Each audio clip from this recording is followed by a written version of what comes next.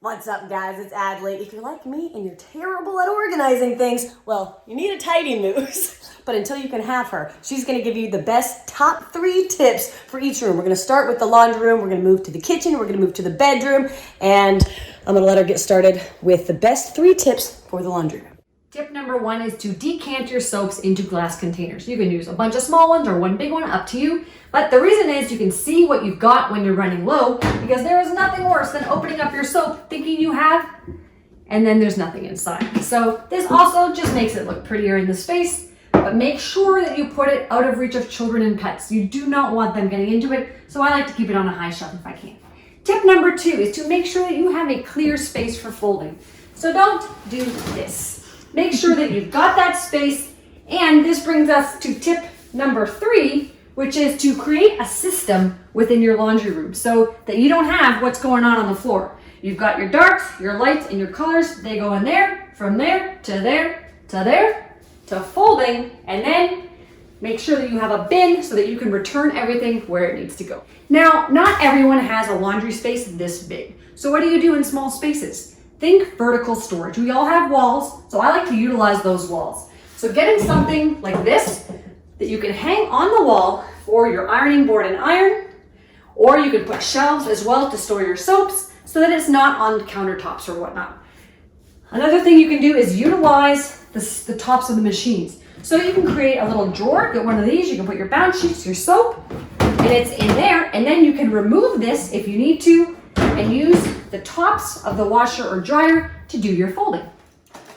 Okay, so tip number 1 for the pantry is to decant your items. And this is a different reason than the laundry room. The reason for this, not only can you see what you've got and what you're running out of, but it eliminates word pollution. What is word pollution? Word pollution are all the words all over all of your packaging. When you come into a space, your mind naturally wants to read the words. You feel overwhelmed. That's why we get stressed out and then we go for a snack right away. So eliminating that just makes the space look cleaner.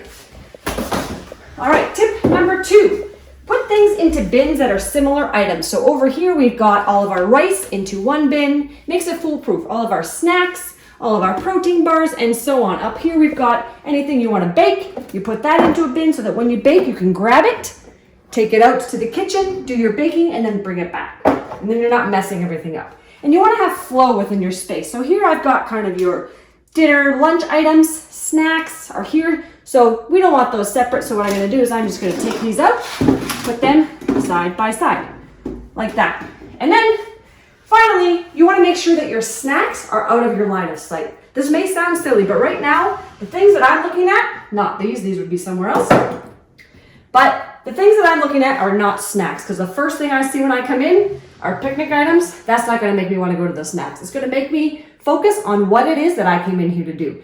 Now, a few bonus tips in here. If you have high shelves, but you're not tall, this is where I store my overstock items. So when we want to replenish the fridge, you place them up here so it looks nice, keeps it fresh looking, and you can grab them and go, and it's not wasted space. And then another bonus is if you don't have a large space, using turntables like this to store items in your space so that you can utilize it, turn it around, and it doesn't get messy.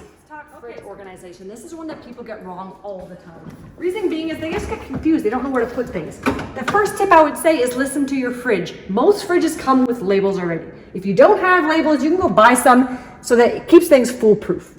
Now, where do we store things in the fridge? The doors are the least cool parts. So you store things like condiments, beverages that if they aren't as cool, they won't go bad. So these things, you know, if you keep a ketchup out, it'll still be good. So that's why this is the least cool. The cooler area comes in here. Now things like meats, you always want to keep in the bottom, because if the power ever went out and your meat is at the top, what's going to happen is going to contaminate the entire fridge. Everything gets wasted. So to keep food from not being wasted, we want to keep things organized. I like to keep heavier items here on the main shelf because this isn't going to buckle. Beverages tend to carry a lot of weight. If you put them on one of these freestanding ones, they'll buckle and then you can have a huge disaster. Another thing here is to have bins for items. So things like leftovers, you've got a bin for it. This way you can pull it out, feed your family. You're not wasting food because everything is going to get eaten. One of the worst things in the world is to start putting things in the back of the fridge. Then you open the fridge, you get that smell. Nobody wants that.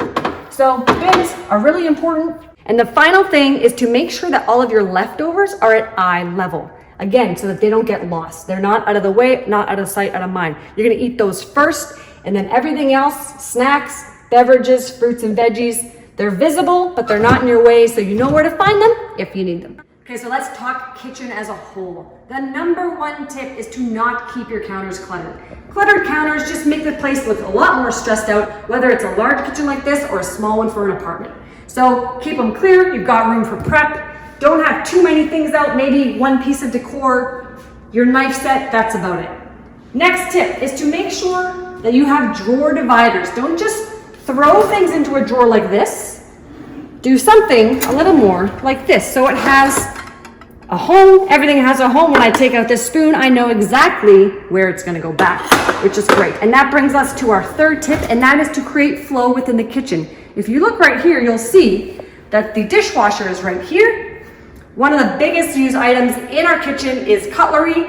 There's a large turnover, so I like to store the cutlery as close to the dishwasher as possible so that I can unload it, put it here. Same with plates. Plates are up here.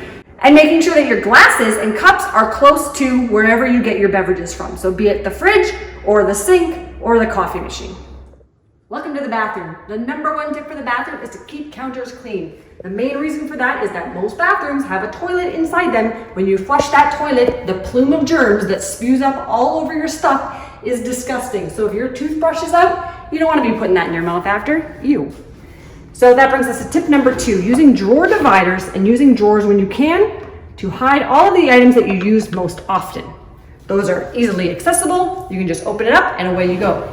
Tip number 3, having a space down below, utilizing vertical storage. So that means stacking things on top of one another. You can do that with stackable bins, drawers, open bins, or using turntables like this. You want to make sure that there's no dead space in there.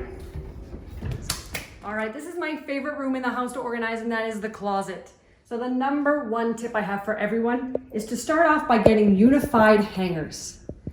This doesn't have to be these ones necessarily, but when all of your hangers look the same, it creates a calm within your closet environment. So that when you open that closet in the morning, or if you walk in this place, you can already be faced with the calm, and then you'll know how to get dressed and you won't be stressed out before even starting your day. Tip number 2, and I love doing this, is color coding how you hang things in your closet. So I have the rainbow here, so that if I'm in a mood where I want to wear a red top, but I don't know, long sleeve, short sleeve, what do I want to do? I just come to the red section of my closet. And then it'll just keep your mind at ease, keep you happy, put you in a good mood before you even start your day.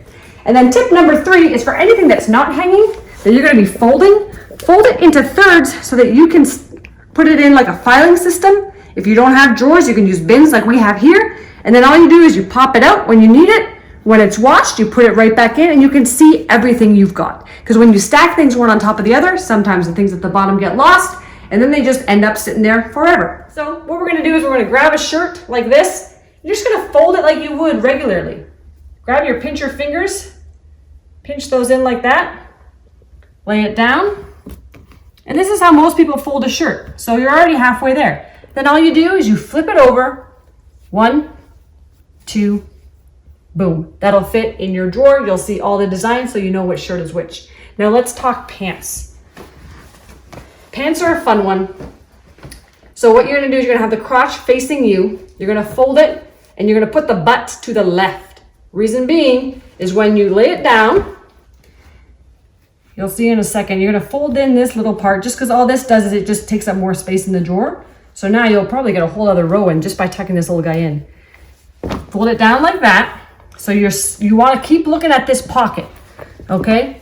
Then you're going to flip it, fold it over one more time. This is how most people fold their jeans, so they're not too far off. And then you're just going to do it one more time. And then you've got the pocket facing out, and it just gives it a nice clean look within your drawer.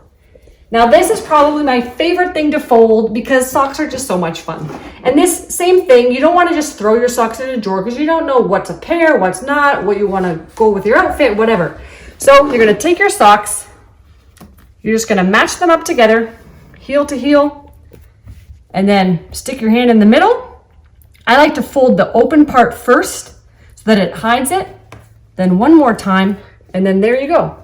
And you can pop that in there. The smaller ones like this, I just roll up because then they don't get fallen apart. But you don't ever want to roll your main socks like this because what happens is it stretches the elastic. And then when you want to wear them on your legs, they just slide down. So it defeats the purpose. So now I've got my sports socks, my fancy socks, and all of my heavier socks all in one row, and I know where to find them. Do your boots flop over when they're in the closet? Easy and cheap solution. This is my favorite. You're gonna go to the dollar store, buy a pool noodle for $1, and then you're gonna grab an X-Acto knife and you're gonna cut it to size. How do you do that? Lay the boot down, line up the pool noodle beside it, and then just give it a slice. I have the piece of cardboard down just in case I slip. I don't want to scratch my floor. So then you just gotta crack it and pop it right in the boot, and it stays up. Wah, wah, wah.